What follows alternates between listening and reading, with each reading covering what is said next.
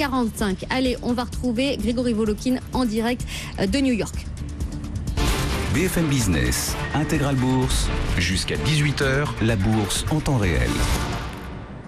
Grégory Volokin, le président de Mescart Financial Services, donc en direct de New York pour BFM Business. Bonjour Grégory, j'ai commencé à les évoquer, ces statistiques qui sont tombées ces dernières minutes du côté des États-Unis. Oui, c'est certain que depuis quelques jours, on les regarde avec attention, surtout au niveau de la lecture qu'on peut faire des risques ou des possibilités que l'inflation revienne aux États-Unis. Donc les chiffres d'aujourd'hui, c'est les prix à la consommation. Et là aussi, ils montrent un certain frémissement, je dirais, de ces prix, puisqu'on attendait une hausse annuelle des prix à la consommation de 1,7 et on a une hausse de 1,8. Rien de monstrueux. On attendait aussi une hausse mensuelle. Elle arrive aussi un peu au-dessus de ce qui était attendu. Alors, ça explique la baisse du dollar aujourd'hui. Ça montre en fait que peut-être petit à petit, les prix vont commencer un peu à augmenter. Les salaires augmentent, on en parlait déjà ces derniers jours, avec augmentation de salaire par exemple chez Walmart. Donc tout ça, c'est pas une inflation galopante, loin de là, mais ça pousse les investisseurs à maintenant être alors absolument persuadés que la Réserve fédérale va remonter ses taux 3 fois cette année, et plus de 80% même des investisseurs voient déjà cette prochaine hausse des taux dès le mois de mars. Les chiffres de l'inflation aussi sont tombés aujourd'hui. Grégory Volokin. Oui, alors cette inflation au niveau de la consommation, comme je le disais, on a aussi des chiffres qui sont pas inflationnistes en soi, mais qui sont des chiffres qui sont encourageants, puisque c'est les chiffres de vente de détail sur le mois de décembre, une hausse de 0,4%, des chiffres de vente de détail revus fortement en hausse sur le mois de novembre, à 1,3%. Alors qu'est-ce que ça nous dit par rapport à l'inflation? Ça veut nous dire en fait que si ces ventes de détail ont été aussi fortes en fin d'année, on peut déjà dans sa tête faire une petite révision à la hausse des perspectives de croissance pour le dernier trimestre américain, et ça aussi, ça n'a pas échappé aux yeux des investisseurs. Pas mal d'actualités aussi, Grégory Volokin, autour de Facebook cet après-midi.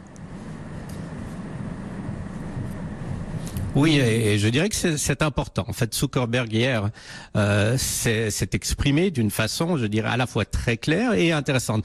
Qu'est-ce qu'il dit? Il dit qu'il veut favoriser la qualité du temps que les gens qui utilisent Facebook passent sur le site, plus la qualité que la quantité. Alors pour expliquer cela, il dit on va favoriser grâce à nos algorithmes sur votre wall, sur votre mur, sur le site que vous fréquentez sur Facebook, les échanges que vous faites avec vos amis, ils vont être beaucoup plus proéminents sur le site. Par contre, ce qui va être moins proéminent, ça va être par exemple tout ce qui est pousser vers vous des vidéos, par exemple, de publicité, ou tout ce qui est, par exemple, aussi tout ce qui est envoyé par des médias, de la presse écrite, etc.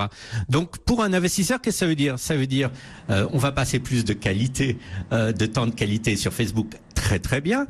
Par contre, les compagnies qui font de la publicité sur Facebook, puisque on va moins regarder ces publicités, puisqu'elles vont descendre peut-être un peu dans l'ordre chronologique de ce qu'on voit sur le site, eh ben donc les revenus publicitaires de Facebook pourraient diminuer, ou en tout cas ne pas augmenter autant que prévu. Ça explique un peu la baisse du titre ce matin de 2%, mais je dirais c'est plutôt un très très bon signe de la part de Zuckerberg de montrer qu'en fait les réseaux sociaux, comme son nom l'indique, sont sociaux. Ils ne sont pas seulement ici pour faire du business et pour vendre de la publicité. Et que quelqu'un tel que Zuckerberg non seulement s'en inquiète, mais prenne des mesures, c'est, je dirais, quelque chose d'extrêmement important et qui va être sûrement, qui aura des répercussions dans l'ensemble de ce secteur des réseaux sociaux. Des réseaux sociaux. Et puis il y a aussi un secteur qui vous intéresse particulièrement aujourd'hui et que l'on suit particulièrement, c'est le secteur bancaire. Oui, alors je dirais pas qu'il est particulièrement intéressant à suivre, malheureusement. C'est un peu toujours la même histoire, sauf que là, on voit la répercussion à la fois future et présente des baisses d'impôts. Alors prenons un exemple comme un JP Morgan. La première chose, ces baisses d'impôts, ça leur coûte de l'argent. Pourquoi?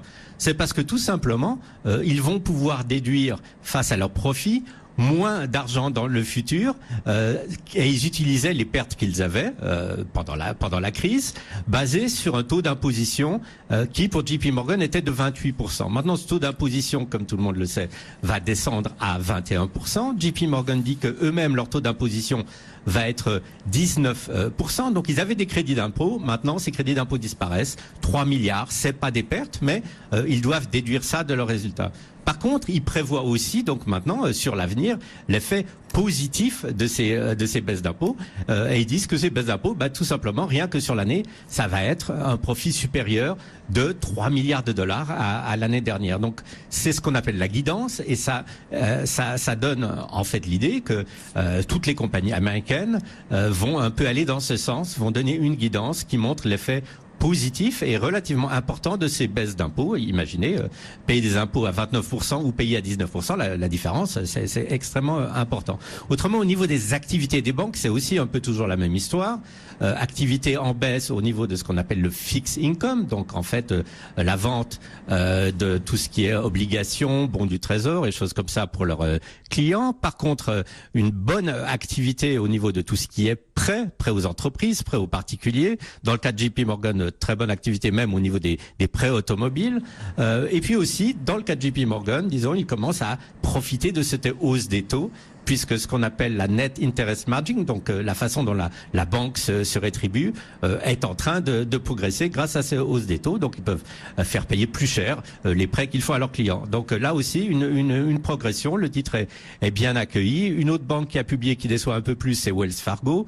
Eux, ils ont eu des tas de problèmes judiciaires. Ils doivent encore prendre des provisions. Il faut se souvenir qu'ils avaient fait des faux comptes pour leurs clients, etc. Donc c'est peut-être pas le reflet exact du marché bancaire américain. Et la troisième compagnie, BlackRock. Alors là, BlackRock, c'est quoi? C'est le leader mondial de la gestion. Et rien qu'en un trimestre, par exemple, ils ont une collecte de plus de 50 milliards de dollars sur les ETF et les trackers, plus de 40 milliards de dollars sur leurs fonds en actions, même quelques milliards sur leurs fonds en obligations. Donc pour BlackRock, des résultats extrêmement satisfaisants. Merci beaucoup Grégory Volokin, président de Mescart Financial Services à New York, d'avoir été avec nous sur BFM Business, comme tous les jours, dans Intégral Bourse. On est maintenant au téléphone avec Philippe Wechter, chef économiste